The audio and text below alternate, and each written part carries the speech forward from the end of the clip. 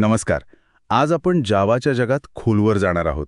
म्हणजे JDK, JRE आणि JVM हे जे 3 शब्द आहेत ना, ते नेहमी थोडे गोंधळात टाकतात. हो, अगदी. अनेकांना वाटतं की हे सगळं एकच आहे किंवा काय फरक आहे हे कळत नाही. बरोबर. तर आज आपल्याकडे यावर छान माहिती आहे आणि आपला उद्देश हाच आहे की यातला फरक एकदम स्पष्ट करायचा आणि त्या एकत्र कशा काम करतात हे पण समजून घ्यायचं आहे. नक्कीच. मग सुरुवात करूया का? हे JDK, JRE, JVM म्हणजे नेमकं काय? सोप्या भाषेत सांगायचं तर. हो. विचार करा, JDK म्हणजे जावा डेव्हलपमेंट किट. हे आहे डेव्हलपरसाठी. म्हणजे जे लोक जावामध्ये कोड लिहितात, ॲप्लिकेशन्स बनवतात, त्यांच्यासाठी लागणारी सगळी साधनं म्हणजे हत्यारं म्हणा हवं तर या JDK मध्ये असतात. यात कंपायलर असतो जावासी नावाचा, जो आपला कोड तपासतो, डिबगर असतो चुका शोधायला, आणि हो, यात JRE सुद्धा असतंच. अच्छा, म्हणजे डेव्हलपरची टूलकिट झाली ही. मग JRE काय आहे? JRE म्हणजे जावा रनटाईम एन्व्हायरमेंट. हे आहे वापरणाऱ्यांसाठी, म्हणजे ज्यांना फक्त जावा ॲप्लिकेशन चालवायचंय, बनवायचं नाहीये, त्यांच्या कम्प्युटरवर JRE असणं पुरेसं आहे. यात काय असतं तर जावा ॲप चालवण्यासाठी लागणाऱ्या गरजेच्या गोष्टी, म्हणजे लायब्ररीज आणि सगळ्यात महत्त्वाचं म्हणजे JVM. ओके. आणि मग JVM हे तर सगळीकडे ऐकायला मिळतं. हो, JVM म्हणजे जावा व्हर्च्युअल मशीन. हे खरं तर जावाचं हृदय आहे. ही एक व्हर्च्युअल मशीन आहे, एक काल्पनिक कम्प्युटर समजा.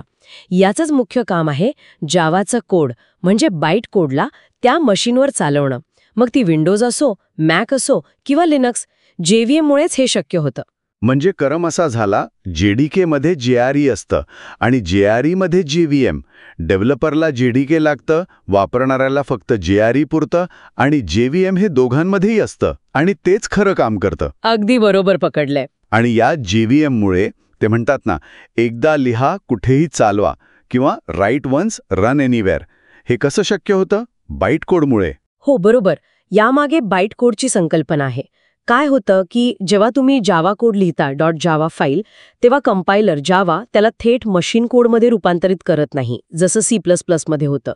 तो त्याला एका मध्यस्थ प्रकारच्या कोडमध्ये बदलतो. याला म्हणतात बाईट कोड .class फाईल.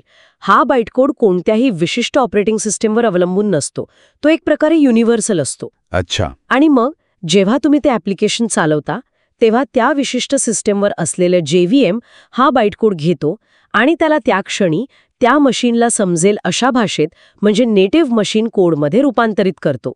म्हणूनच तुम्ही कोड एकदा लिहिता आणि तो कोणत्याही OSवर चालतो, फक्त तिथे JVM इन्स्टॉल केलेला पाहिजे. म्हणजे JVM एका ट्रान्सलेटरसारखं काम करतो, प्रत्येक मशीनसाठी वेगळं. भारी आहे. आता जरा या JVMच्या आत काय काय असतं ते बघूया का थोडक्यात? JVMची रचना थोडी क्लिष्ट आहे, पण आपण मुख्य भाग पाहू.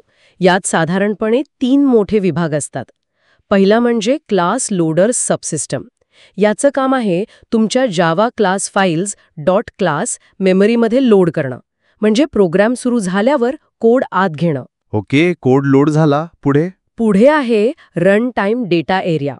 इथे तुमचा प्रोग्राम चालत असताना लागणारा सगळा डेटा साठवला जातो. यात काही महत्त्वाचे भाग आहेत, जसे की हीप आणि स्टॅक. हो, हीप आणि स्टॅक हे शब्द खूप ऐकलेत. एरर्स पण येतात ना यांच्याशी संबंधित? अगदी बरोबर. हीपमध्ये तुमचे सगळे ऑब्जेक्ट्स म्हणजे डेटा स्ट्रक्चर्स तयार होतात आणि स्टॅकमध्ये मेथड कॉल्स कसे झाले, लोकल व्हेरिएबल्स काय आहेत याची नोंद असते. मेमरी संपली की हीपमध्ये आउट ऑफ मेमरी एरर येतो आणि मेथड कॉल्स खूप खोलवर गेले की स्टॅकमध्ये स्टॅक ओव्हरफ्लो एरर. डेव्हलपर्सना हे माहीत असणं गरजेचं आहे. आणि तिसरा भाग आहे एक्झिक्युशन इंजिन. हेच खरं तर लोड झालेल्या बाईट कोडला चालवतं. यात 2 महत्त्वाचे घटक आहेत, एक इंटरप्रिटर आणि दुसरा JIT compiler. JIT just in time compiler हे काय करतं? इंटरप्रिटर काय करतो, बाईट कोडची एक लाईन वाचतो आणि चालवतो. हे थोडं हळू असू शकतं. JIT कंपायलर जास्त हुशार आहे.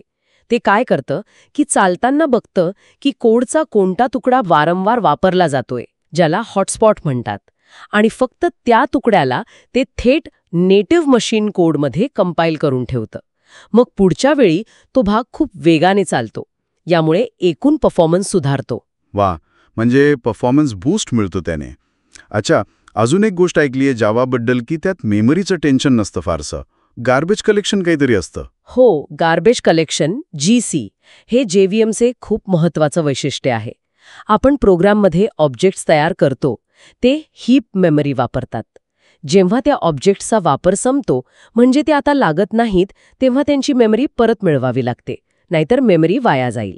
हे काम GC आपोआप करतं. म्हणजे आपल्याला स्वतःहून मेमरी फ्री करावी लागत नाही. नाही, बहुतेक वेळा नाही. GC पडद्यामागे हे काम करत राहतं.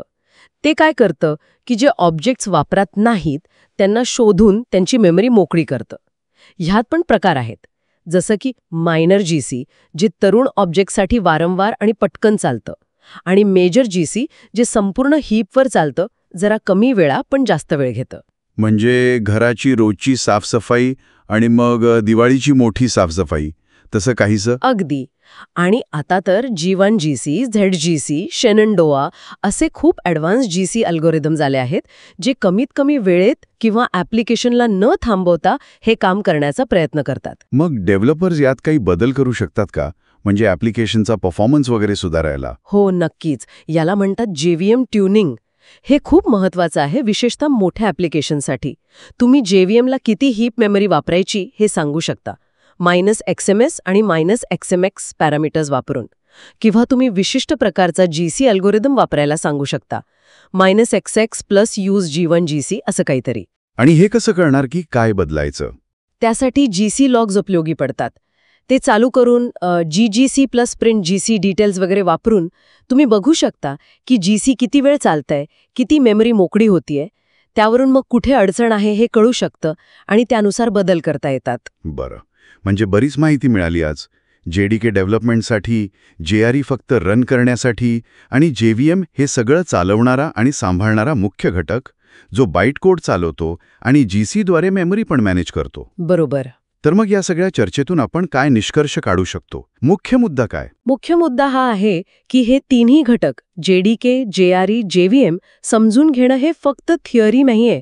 याचा थेट परिणाम तुम्ही जावा ॲप कसं डिझाईन करता, कसं डेव्हलप करता, कसं डिप्लॉय करता आणि त्याचा परफॉर्मन्स कसा सुधारता यावर होतो.